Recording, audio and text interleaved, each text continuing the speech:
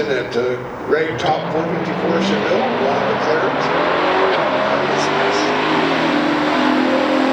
Some people ask, where do you find all these cars? And it should be pretty obvious. Tinder. Let's check out my most recent matches. How about this one? It's a 58-year-old lark and it says, I know I'm ugly, but I make up for it in enthusiasm. Have you ever heard a supercharger scream? Swipe right and you might get to. Yes, please. Here's the next one, a 52-year-old Cutlass. Let's see what it says. I might look like the car next door, but guaranteed I'll make you red light? Good thing we're going 3 rounds. Whoa. And the last one, a 50-year-old Chevelle. The profile says, I'm a convertible, so I know how to drop my top. Hopefully you enjoy a heavy car because I'm thick and it's spelled with 2 C's. Oh, you're mine. Oh, won't you roll? 1969 Oldsmobile Cutlass. And like you saw in the intro, sure, this car is rather innocent looking. And you might even be thinking, that's probably just an Olds 350 in there. First off, never talk about an Olds V8 like that. I call to arms all Oldsmobile fans. Rocket, anyone? And yes, it's a 350. But it's the ultra high compression version. We're talking a compression ratio of 10.25 to 1, and it made 310 horsepower at 4,800 RPM and 390 pound-feet of torque at 3,200 RPM. And with that type of power, this thing could definitely beat off a bunch of other cars. You know what I mean. You want me to beat your car off? You want to beat my car off? I'll beat your car off with both hands. What's up? Let's go. That's weird, man. It's only weird if you want it to be. Am I right? Inside, you'll find a very drag race friendly transmission, a TH350 3-speed automatic, and this was the first year for that transmission. Some people look at this and think that's more sad than an adult film with a bad plot. Did you remember the extra sausage? Oh yeah, I got your extra sausage. Right here! But when I look at this transmission, I'm just seeing all of them gains. But let me better explain myself. If you've got a transmission like a Turbo 400, which would have been paired with something like an Olds 442, you'd lose around 45 horsepower spinning that transmission. But in the case of the Turbo 350, your loss is only between 30 and 35 horsepower, so that's like a gain of 15 buff-ass horses, and that's not too shabby. By chance, would you like to guess which rear gears were standard on this car back in 1969? You might say 342, or even a more aggressive 391.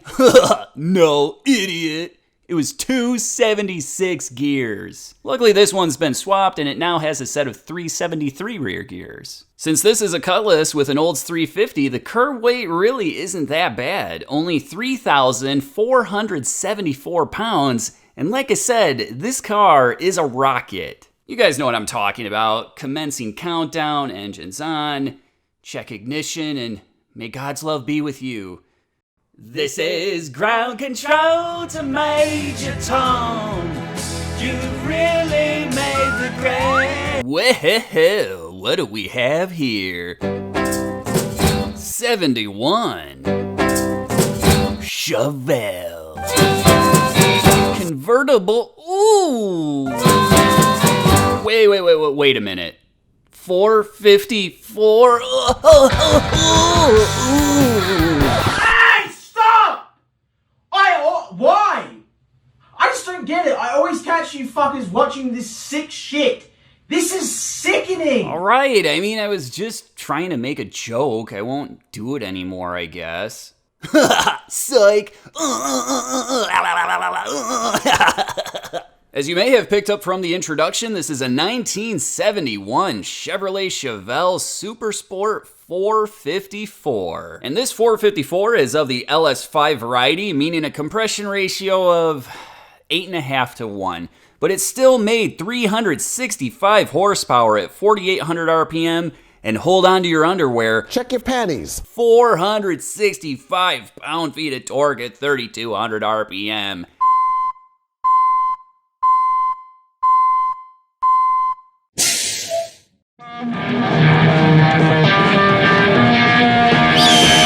Inside, you'll find a nicely appointed interior, and if you remember that Turbo 400 transmission we were talking about earlier, well, that just happens to be what this car's housing. It's a 3-speed automatic, it's super robust, and it should handle all the torque that 454 is put into the ground. And come on, you guys, that interior, if it doesn't look like a prom night dream come true, then I don't know what does. Out back, the Chevelle's got its original and highway-friendly set of 331 rear gears. Hey you guys, while you were out, the doctor called and he had some good news and some bad news that he wanted me to give to you. The good news is that spot you were worried about, well, it's not herpes after all, it's just a staph infection.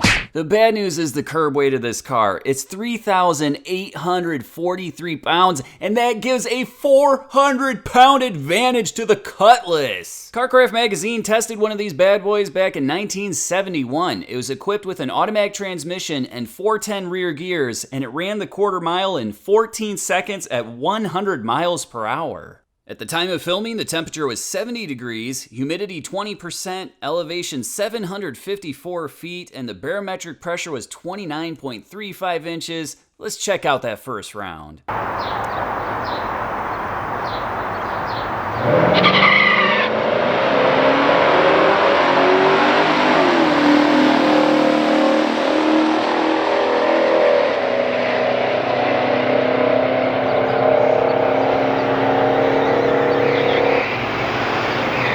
And does it get any better than that? What an absolute nail-biter. Technically, the Chevelle had a better ET, but the Cutlass was able to cut a better light. And then they crossed the finish line first, so the Cutlass takes the win, running a 13.498 second quarter mile at 102.27 miles per hour. In the other lane, the Chevelle ran a 13.490 seconds at 101.53 miles per hour. Let's check out round 2 and see if it's just as close as this one.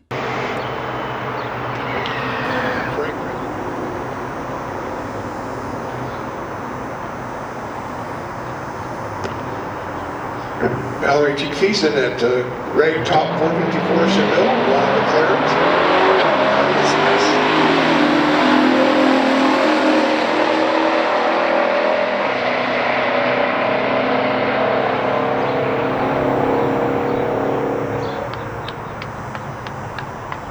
Just like the first round, the Chevelle had a better ET, but the Cutlass had a much better reaction time and was able to cross the finish line first, taking the win, meanwhile running a 13.64 second quarter mile at 101.12 miles per hour. And in that other lane, the Chevelle ran a very impressive 13.51 seconds at 101.17 miles per hour. Even though at this point the Cutlass wins the best of 3 title, both owners are absolutely awesome, and they decided to run that third round anyway so you and I could be a bunch of voyeurs. Let's check it out.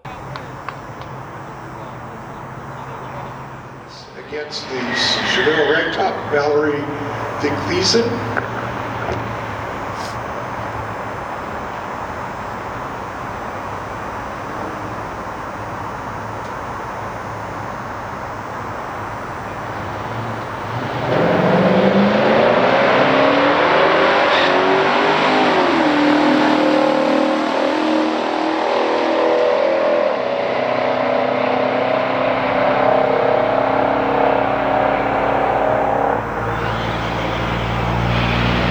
And again in the third round, the Chevelle had a better ET of 13.44 seconds at 101.42 miles per hour. But just like the first 2 rounds, the Cutlass had a much better reaction time. They crossed the finish line first, and they took home the win and also the clean sweep, running a 13.72 second quarter mile at 101.24 miles per hour. A big thanks to both of the owners for bringing out these cars. It was absolutely awesome seeing them fly down the drag strip. And for today, the Oldsmobile is the champion.